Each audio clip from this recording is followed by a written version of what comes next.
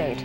I'm Jill Horner. This is Comcast Newsmakers. With me this hour is New Jersey State Senator Donald Norcross. Thanks for being with us. Thanks for having me. Let's talk about some of the changes that are coming soon to New Jersey. One is the New Jersey First Act. This is related to new public employees. Talk to us a little bit about what this change will mean. What this means is when New Jersey or any public entity within our borders goes to hire, they're going to hire from New Jersey first. We believe we have so many talented folks that it's only natural and the right thing to do to go to our residents first to look for employment. Now, talk to us about current employees. What will happen with them?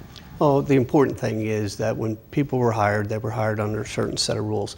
We don't want to change that. We're just saying moving forward, you'll hire from New Jersey. Anybody who's been here already will be grandfathered in. And for those moving forward, they will have a certain time frame if they are out of the state potentially to move here. Technically, if we decide, or an entity in New Jersey decides to hire from outside of New Jersey, they'll have 1 year to move in.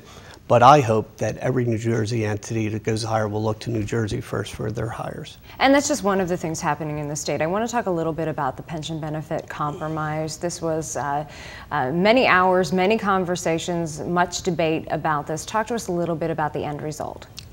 This is something that went on literally for the last 6 years when Senate President Sweeney brought it up along with Paul Moriarty. Our pension plan is in very serious trouble. If we didn't fix it, it would go broke. So those 500,000 people who are counting on it wouldn't have a pension.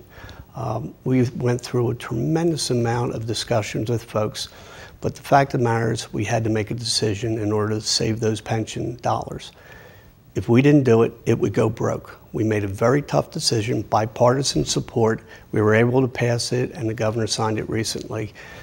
It will not only save the pension fund, but will help in the future those towns with their taxes, because it's going to lower the amount that taxes are going to have to be collected to go to these unfunded balances. So it was a tough decision made on very difficult circumstances, but it was the right thing to do for taxpayers, and more importantly, it was the right thing to do for our employees. How did you come to this compromise, and how did you define your own position? You've been known as a labor leader in the past. Well, it was a difficult decision. We had discussions that literally had gone on for months and very intensely in the last month or so with Senate President and a number of the major unions in the state. The fact of the matter is it was a negotiated process between the governor's office, the Senate President, the Assembly Speaker.